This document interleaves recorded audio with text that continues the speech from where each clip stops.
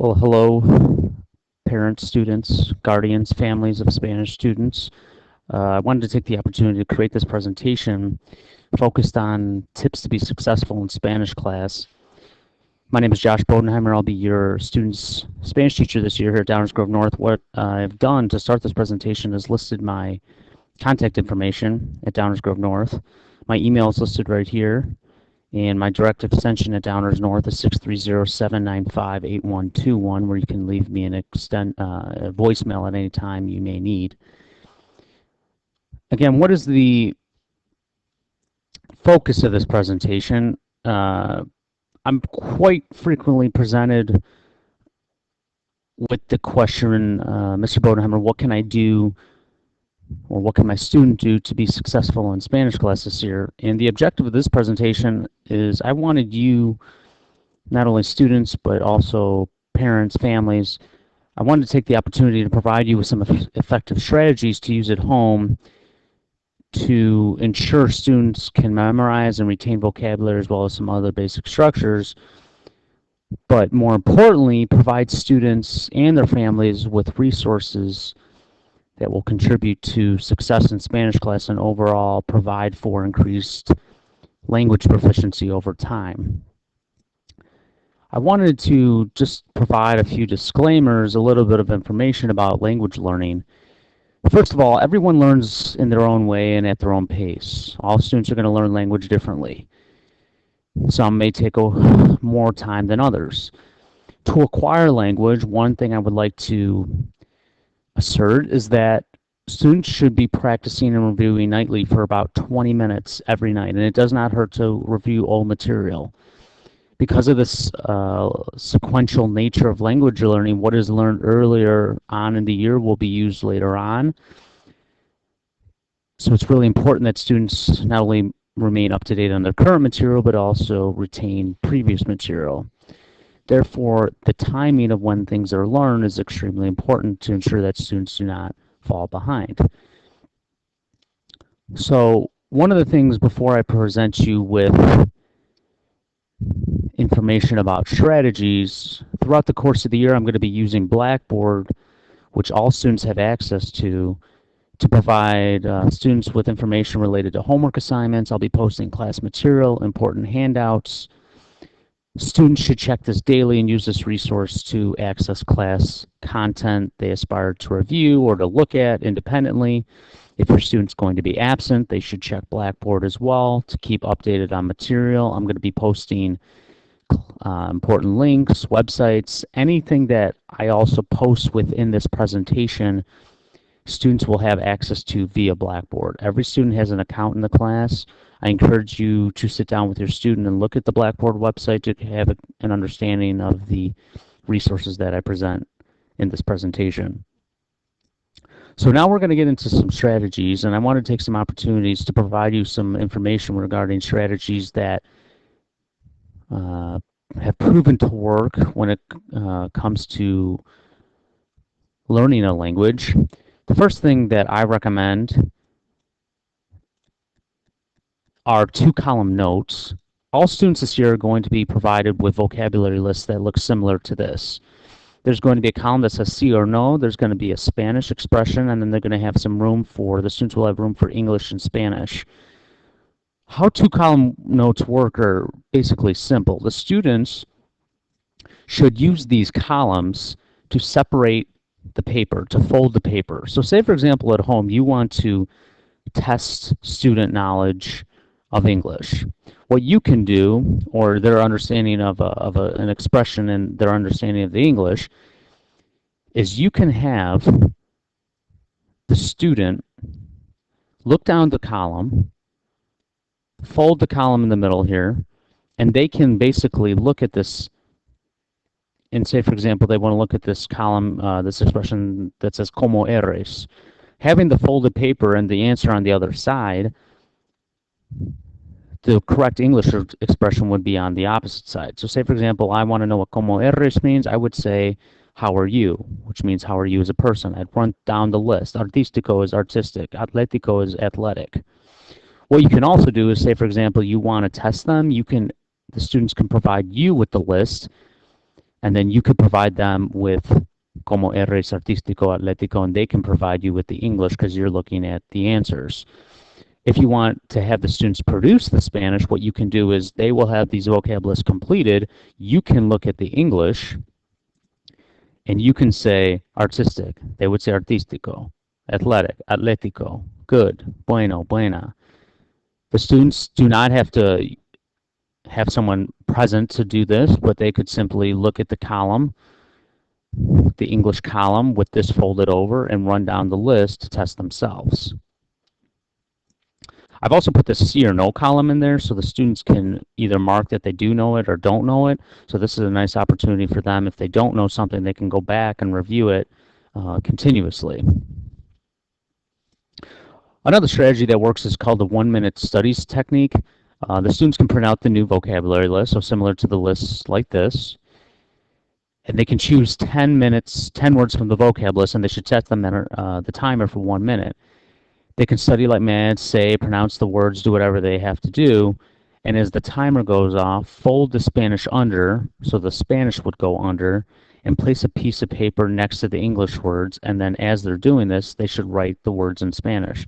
And what I've already done is on a vocabulary sheet like this, the students can practice using this.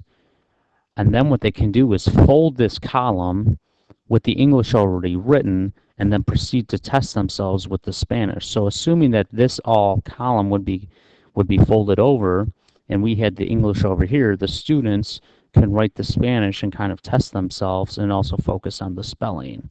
So that's a nice 1-minute technique. Then what they could do is they could unfold their answers. So once the answers are all in this space right here, they could unfold this column and look at the correct answers and check that this matches with that. You can do this for 1 minute. You can do this for as long as you like. It's a nice study strategy to help them. They can then restudy them, take on another 10. If you want to do it longer than 2 minutes, the students have that right as well. Another strategy that works is having students create flashcards. The students can choose to either put the Spanish on one side and the English on another, or they can choose to do Spanish with a picture. So what the students can do is put some cards down in a pile with the Spanish side up, and then as they're going individually through the pile, they can say the English, or they can also do the reverse. So they could look at the English, produce the Spanish, or the students could use the picture and produce the Spanish. So they can have there's a little bit of flexibility with this. One thing that you could also do is the students, if you decided you wanted to work with the students, if you give them the Spanish and they happen to give you the incorrect English, or you give them the English and they give you the wrong Spanish, what I would suggest doing is putting the answers that are correct in one pile and then the answers that are incorrect in another, so that the students know what to focus on as they prepare for a test or a quiz, or simply just preparing for class.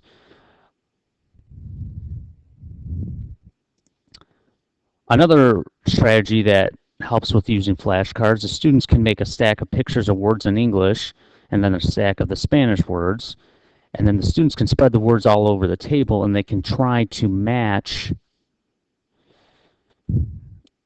the words in English with the words in Spanish. So you would have one set of Spanish words and then one set of their English translations, and then the students can try to go as fast as they can on the table and match those words up. One strategy that I've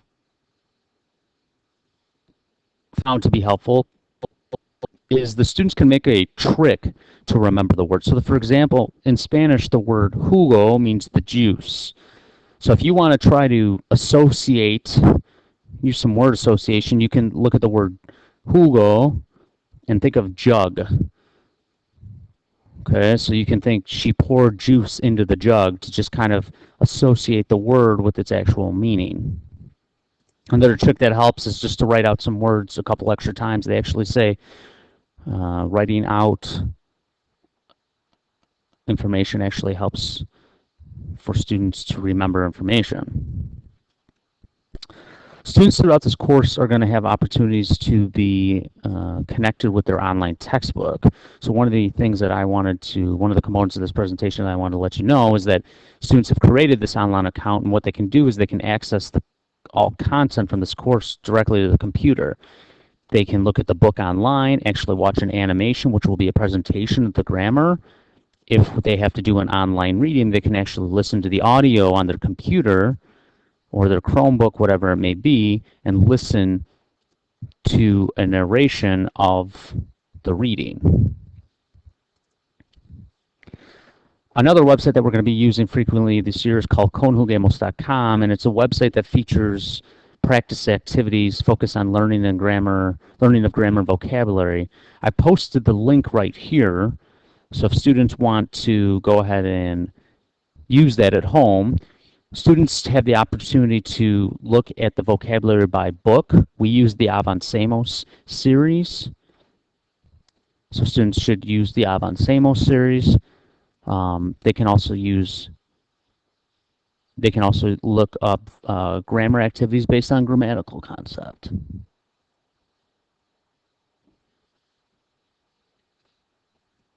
So Conjugamos is a nice website that allows students to practice grammar and vocabulary. Another website that students can use is something called Quizlet, Quizlet.com. Quizlet is a website that allows students to practice vocabulary using a variety of interactive flashcards. So again, the students should look up their vocabulary set. They can practice with flashcards. They can click on the Learn option, which will have an automated system that will pronounce the words. Students will have the opportunity to spell the words, and they can also play a couple of interactive games on the website. We will be using this quite frequently in class, but Quizlet is a nice opportunity for them to learn some vocabulary. So Quizlet.com is another nice website.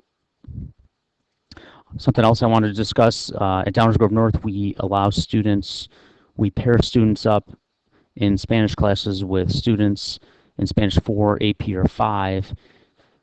Hypothetically, if your student decided he or she would be interested in a tutor, tutors are available in the World Language Resource Center before, after school, or during your student's lunch resource period. Students would meet with a tutor for about 25 or 50 minutes. It's either 25 or 50. Again, that's a student decision. Students can meet 2 days a week, 3 days a week, any day of the week, basically, to work with a tutor to promote their success. If you think this would be an option, I ask that you contact me via email, and I can look into the tutoring arrangement. Working with a student tutor has been proven to be successful in class. So if you're interested, or if your student is interested, please make sure to contact me. So while this presentation was brief, I hope that you found a few strategies that will be useful. I hope your student has found some resources to be successful. One thing that I wanted to assert is that this is no means a complete list of every resource. If you do happen to find some other strategies or resources that you use with your student, please let me know. Finding out, for me, knowledge of other resources or strategies can not only help me to better your student, but can help me to become more knowledgeable as a teacher. So again, if you have anything that you find that is working at home, please make sure to be in contact with me, and I'd really appreciate that. Again, this is not a complete list. If you have any questions, comments, or concerns, please make sure to be in touch with me. I hope this presentation provided you with some opportunities to just find out about some strategies, resources to help you be successful in class, help your student be successful in the class, and also help you partner at home with your student to promote your student's language learning.